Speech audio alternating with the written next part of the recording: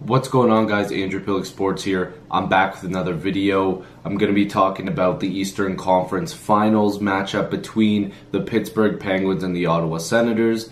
Game 3, Ottawa wins 5-1.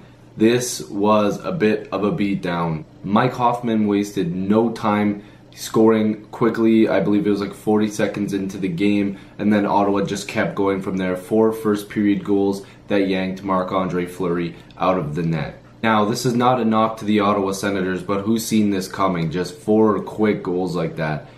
And I mean, Penguins fans might argue that some of the injuries are part of the reason why they got a little beat up tonight, but Ottawa played a good game. Now, even though the score dictated that Ottawa won 5-1 and dominated most of the game, the shots were 29-26, so obviously Fleury didn't have his best game. Matt Murray came in and allowed 1 but did a decent job. Pittsburgh was able to pour it on a little bit more in the third period, even though they didn't score. Anderson was pretty good. So obviously the only goal scorer for Pittsburgh tonight was Sidney Crosby. The goal scorers for Ottawa, I'll read this off to you guys if you didn't watch the game: Mike Hoffman, Mark Method, Derek Brassard, Zach Smith, and Kyle Turris. Now, what that shows me is that's good depth. I mean, I'm sorry I had to read them off. I just can't remember all the names, unfortunately. I wish I could do that. But, you know, what Ottawa needed, and I'm not sure if I said this in one of my previews, was that they really needed good depth. And to get scoring from everywhere, from Smith, Method, Turris, Hoffman, obviously, you're getting production from all your lines. You're getting production from guys that you need to win hockey games. It's not always going to be Carlson. It's not always going to be Hoffman.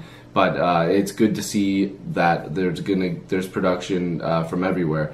Now, one thing I did notice in this game, it was a little chippy. Even Phaneuf and Kessel were getting into it. There were a bunch of late hits, a bunch of mini scraps, whatever. Malkin looked like he was getting a little pissed out there. This is really starting to shape into a series. Now, a question I would like to ask you, the viewer, is how long do you think this series is going to go? Do you think with all these injuries to Pittsburgh that maybe the Senators are taking advantage of this opportunity, even though it's not a lot of their big time scores, it's a lot of Pittsburgh's supporting cast? Obviously, Schultz for me is one of the big ones because he's been a pretty good defenseman for Pittsburgh.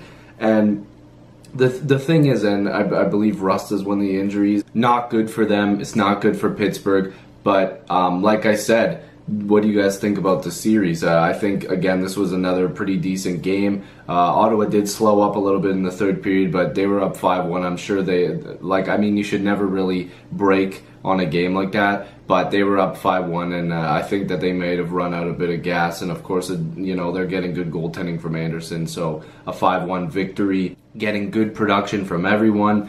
What do you guys think is going to happen in Game 4? Now, one little thing that I heard watching the game, and what I heard from the commentators, was the fact that they think Matt Murray might get a shot to take the crease. I don't think so. I think this is Fleury's series.